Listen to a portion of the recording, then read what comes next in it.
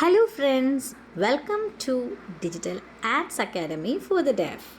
What I have come up with today is that today we are teaching children what we can make with a paper. Expert teachers teaches you how to make birds, animals with a paper. If you have interested, you have come and join. Only children between the ages of 5 and 10 are allowed to enter. You all know that you need a white paper like this. Then the paper should be folded like this. The folding paper should now be folded as seen in the video.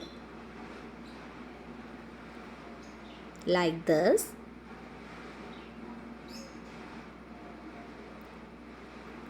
Then we have to cut the rest of the paper with scissors.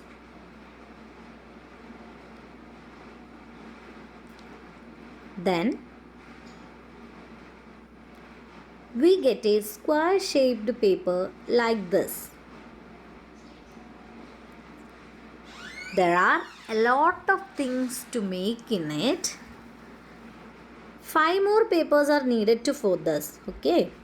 Classes is on Saturday at evening 4:30 p.m. And everyone should come and join. Share this video with your friends, relatives and deaf friends.